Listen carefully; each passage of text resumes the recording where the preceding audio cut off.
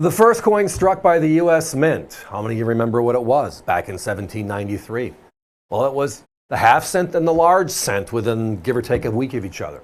The unique coins that the citizens of the new United States of America would need, the 13 colonies. Finding those beautiful half cents, the obsolete denomination, are always a challenge.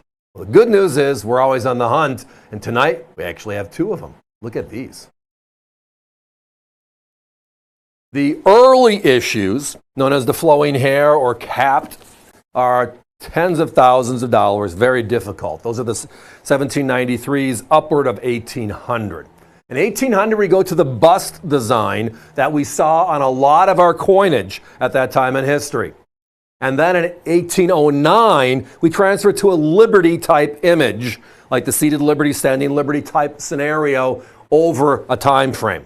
So again, here is that early coin. The original bust this is a coin from actually 1806, everybody.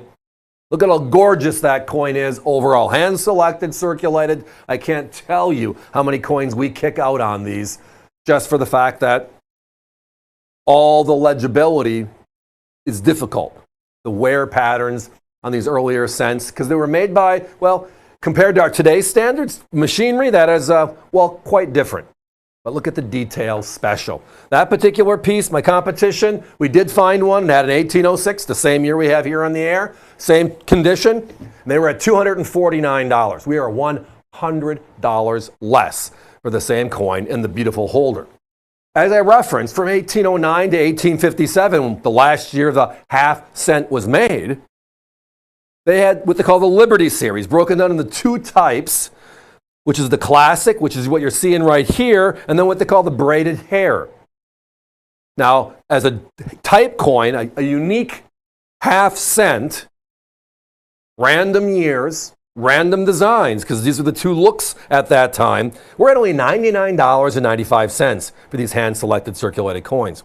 Competition's at $189. So they got us a little bit on that one. They're only $90 more per coin.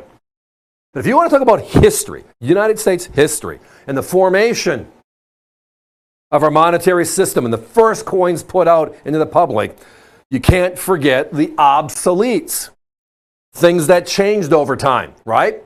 And the obsolete denominations, for those of you that don't know, are the half cent, which is right here, the size of a quarter, right? Then we have the large cent, which is the size of a Kennedy half dollar today. Then we have the half dime, which is a silver 5-cent piece. Then we had a 20-cent piece, right?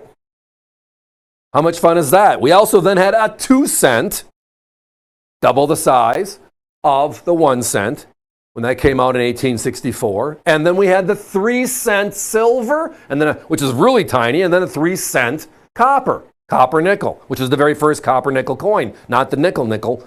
The 3-cent nickel was. So we have a great part of our history. All these coins existed during the 1800s. In this case, like the coin you're seeing right there, we're in 2023 right now. That coin was struck by the U.S. Mint in Philadelphia. That one there in 1829, almost 200 years ago. The bust, 1806, the one we're showing you here. Now again, ours are random dates. The look in the eye appeal, the flow. We are very particular about our coppers, because we understand that it's all about the eye appeal on these earlier pieces. I want to be able to read it. I want to be able to see it, right? And talk about value. You're talking about a coin that's basically 200-year-old coin. U.S., one of our original coins from our colonies, the founding of this country, our first 50 years of existence. And then what does a Morgan dollar cost, right? What does a Walking Liberty half dollar cost? What does a Barber dime quarter half dollar cost, right? When you look at the relative side of the scale, some of these earlier coins are such a special value, considering we all know, and if we've ever been on the coin hunt, you've been to a coin show or you've been hunting to find some of this stuff, you know how many you have to go through to find a coin that looks that nice. Where you can get some detail and definition. You can tell it's Lady Liberty and her hair is flowing. You can tell it says half cent on the back versus the word cent, which is very common. You can't really read the word half because of how the dies were struck. And then the classic and or braided hair variety, which is in the bottom shelf. If you want the earliest of the earlies, the bust is it. We have a very limited handful. We're at $149.95. Our competition's at $249.95. And then for what we call a Liberty version of, we have the two designs in stock. So if you buy more than one, we'll definitely be doing our best to get you the two different designs, which is the classic you're seeing here, and then the other is the braided hair. You can see this, the hair has braids in it. You can just tell, but it's a very similar look. But those half cents were made from 1809 to 1857 when they discontinued this series. Now what happened when they discontinued this series? We had the half cent and the large cent, $1.50 in copper. And we came out with what? A 1 cent in the size we carry today in our pockets.